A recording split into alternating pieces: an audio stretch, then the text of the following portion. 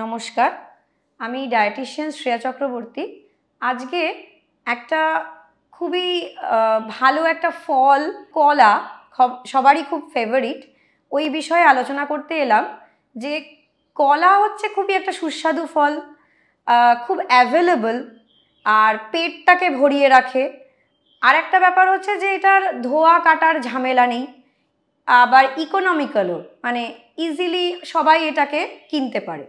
তো সেই কারণে এটা খুবই একটা important part of the diet আমাদের রেগুলারলি।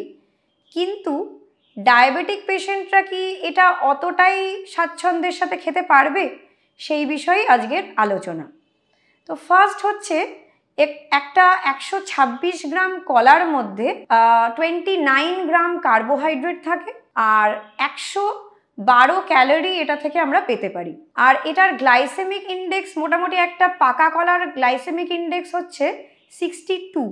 তো এইটা কিন্তু যেহেতু এতটা হাই কার্বোহাইড্রেট আর গ্লাইসেমিক ইন্ডেক্সটা মোটামুটি মডারেট বলা যেতে পারে, তাই এটা শরীরে গ্লুকোজ লেভেলটাকে চট করে হাই করে দিতে পারে।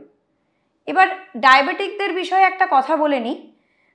শরীরে আমরা যখনই কার্বোহাইড্রেট ইনটেক করছি, ডাইজেশনের সময় গ্লুকোজ মলিকিউলে ছোট ছোট পার্টিকেলসে ভেঙে যাচ্ছে, তখন একটা ইনসুলিন বলে হরমোন রিলিজ করে প্যানক্রিয়াস।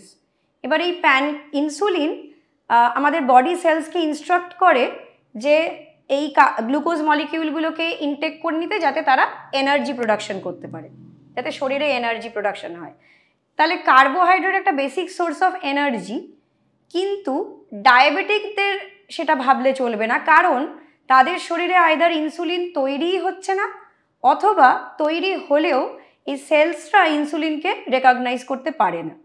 তার মানে কার্বোহাইড্রেট ইনটেকটাকে ডায়াবেটিকদের কমিয়ে ফেলতে হবে, বেসিক্যালি সিম্পল কার্বোহাইড্রেটকে।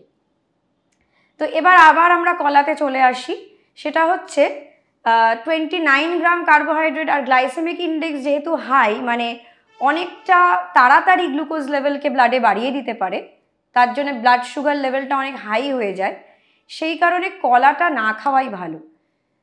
এরপর আরেকটা ব্যাপার আছে, কলার মধ্যে কিন্তু আবার 3 গ্রাম ফাইবারও থাকে, অ্যান্টিঅক্সিডেন্টস থাকে, পটাশিয়াম থাকে, ভিটামিন B6 থাকে, আবার ভিটামিন সি থাকে, যেটা শরীরকে ইনফ্লামেশন কমায়, ইমিউনিটি হাই করে।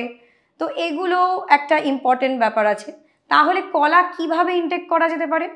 তাহলে একটু যেটা হচ্ছে পাকা কলাটাকে যদি ডায়েট থেকে বাদ দিয়ে একটু কাঁচা কলা ডায়েটে রাখা যেতে পারে, কারণ কাঁচা কলার গ্লাইসেমিক ইন্ডেক্স হচ্ছে 22, তাহলে অনেকটাই কম।